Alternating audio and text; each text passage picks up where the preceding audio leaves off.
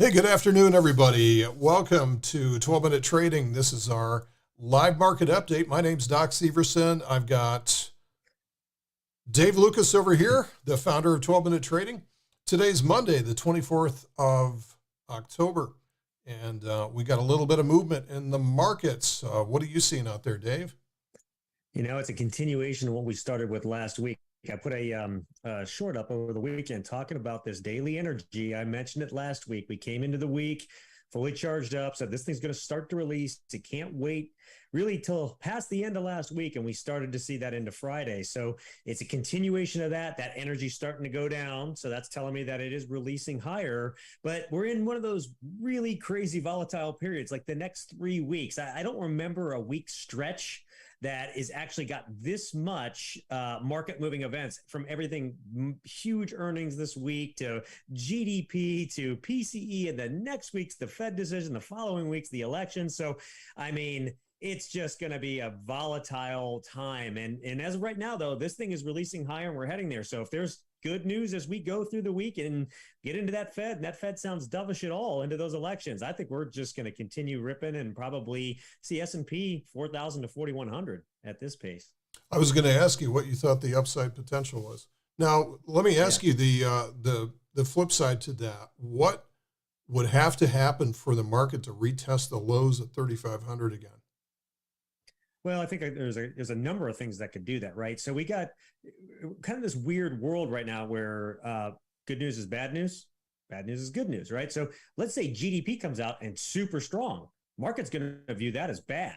Market's going to sell off on that, right? But it's expected. So, it's expected to be positive, though, like 0.2%, something like that. Yeah, it's expected to be. We'll see if it is, but so that's expected to be positive. But if it's really positive and really good, well, guess what? Market's going to see that as green light for the Fed to keep doing what they're doing, right? So that dashes maybe hopes of the slowdown or the pivot that has really kind of started to fuel this because of the comments last week in the Wall Street Journal article that came out about the Fed pivoting. But you also got bellwethers like Apple and everything. Apple's the most widely held stock in the market. So what happens if they have a huge earnings miss this week? What does that signal for the future? So you've got that, and then ultimately you got the election, right?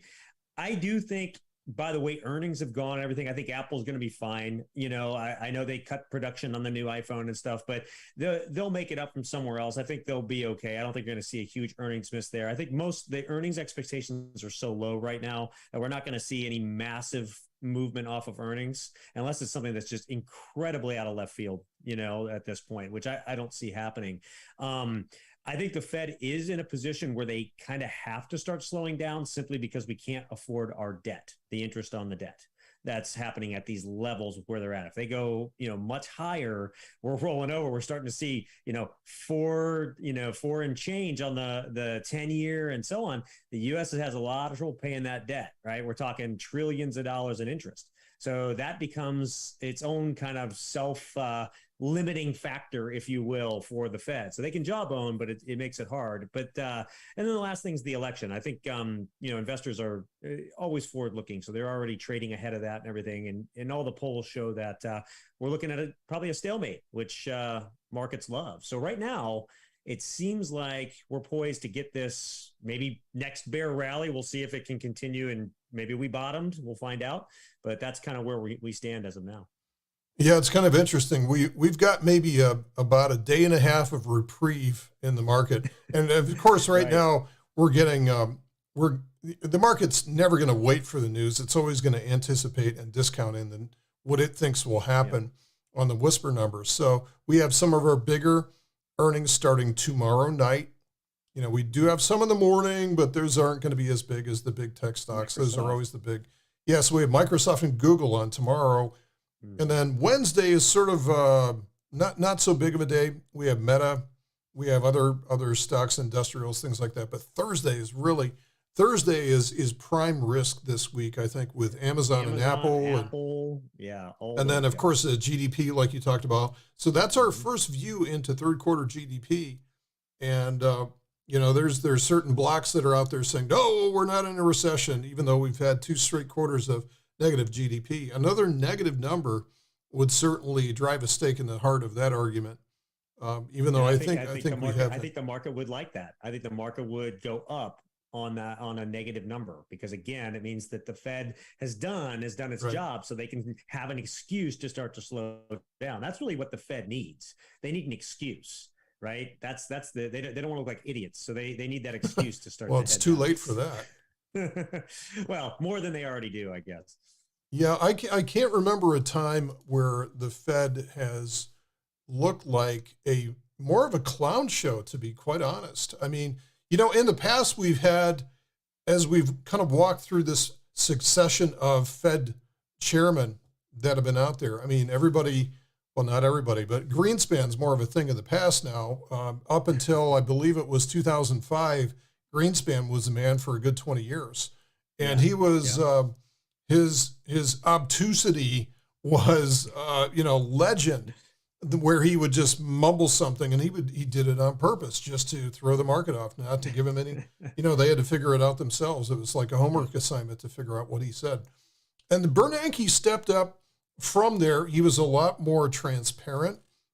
But what you'll notice about Bernanke was there were very few other Fed presidents or governors or other dissenting voices that he let grab a microphone. And now it's a free-for-all. It is an absolute clown show. Cluster clown show. Just last week, we had Patrick Harker, this was not a scheduled meeting, that somehow he ends up on CNBC, and he's like, oh, yeah, man, can't wait to raise rates. We got to stay the course because what we're doing right now is not working. And which, the market did not like hearing that. Like, oh, crap, where's the end to this?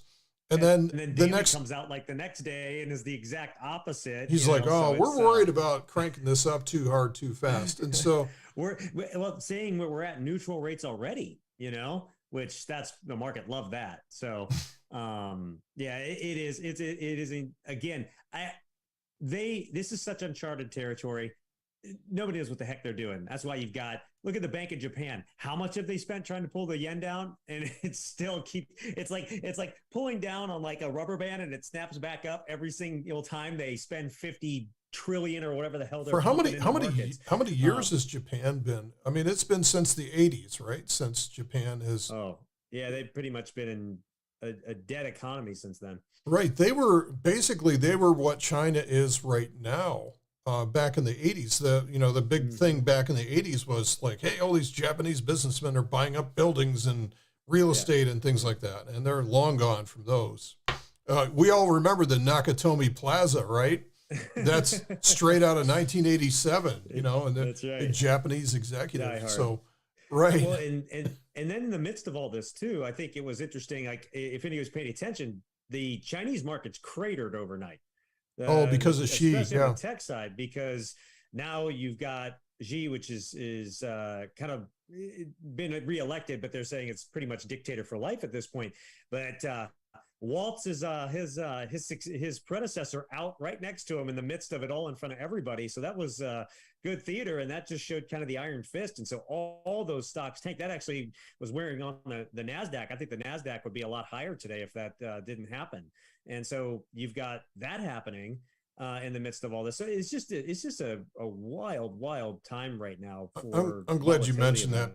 Like that, I think that's an opportunity for us to say once again, which we probably haven't said in this space yet, but there is absolutely no reason that you need to go looking to trade a Chinese equity stock at this point. Yeah. You don't know anything about it.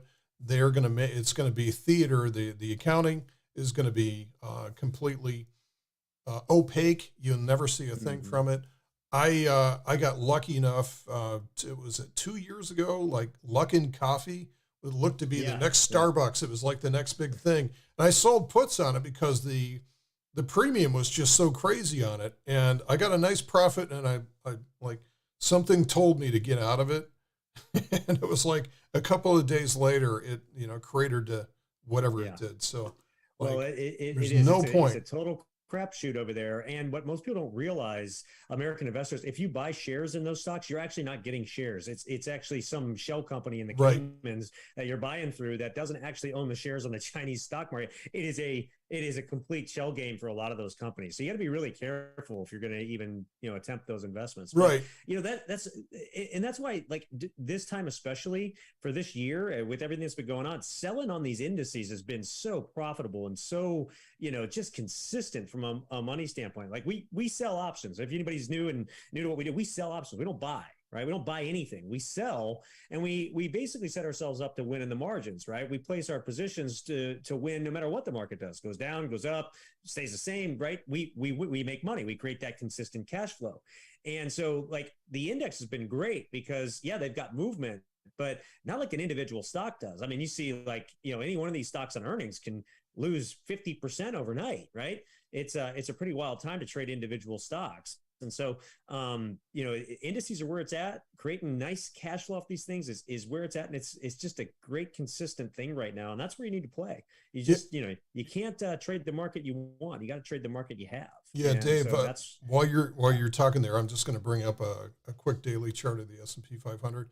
Oh, perfect. And you can show the daily chart. At the end you can see how the price has come right back up to the early October highs, which is right around the 3,800 level. And so this is going to be interesting because what we've got, that's the first level of resistance right up here, which is, oh, by the way, at today's upper expected move. These blue lines represent the expected move. And then if and when it gets past there, the next level is going to be 3,900, which is going to intersect with this descending trend line. So the S&P's got its work. 3,800 right now. See our first real attempt at trying to take it right now. Yeah, and so I'm going to move over to the actual SPX cash index and zoom in on that. We've there we go. Yeah, so the entire pullback that we've had since the beginning of the year came down and retested the 50% fib retracement of the entire pandemic movement, or the entire pandemic swing off the bottom that went all the way back to March of 2020. So we've hit 50%. Not that that's a magic number. We could go significantly lower from here.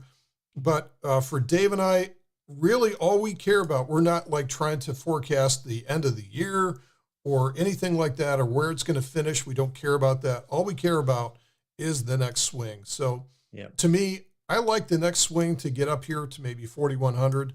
And then probably we'll have the same difficulty getting through that point as we did in mid-August. And then if that does occur, one of two things will happen. We'll pull back from there and either, shoot higher as we've got in our little space shuttle thing today, or we may set up a lower high and then the next leg will kick in. So all we care about is where the next swing is coming as to whether or not it's going to be down or up. Right now, it seems like we have more evidence to support up than down, just how negative things have been lately. Okay, so back to the middle here, off the chart. So that's kind of what we're looking at. We just continue to sell. We've had a super choppy area since the middle of September, actually, middle to late September. We've been just trading in a range, albeit a pretty big range, about 300 points, but just trading in a range. We're just trying to keep our positions outside of the current range. And I'll tell you guys, this is a great market for the iron condor trade. That's what I've been making, hand over fist. So it's been my bread and butter just from a weekly basis, like what Doc does with the target 100 trades. But I also do that midterm, 3 to 4 weeks out. That's our double strategy. And it's been perfect because of these chop that we're getting. It just eats away at that time value. And these things are, out in just a short amount of time, making a nice return consistently. But again, we don't have to be right. We're just saying, okay, the market's going to stay in this range over the next few weeks. So we're going to be way outside those ranges and just let it come to us. Right.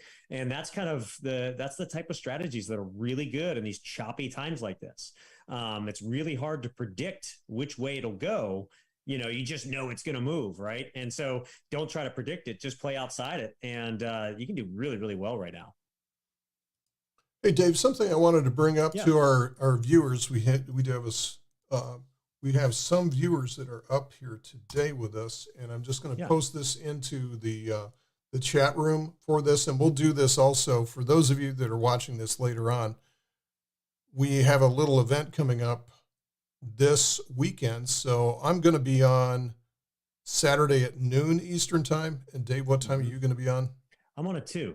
You're on at 2 2 p.m. o'clock. Eastern. So we're kind of bracketed there around the afternoon time. So we're going to be talking about some of the strategies that we use for securing income in markets like these. So whether it's bull, bear, or sideways, it doesn't really matter.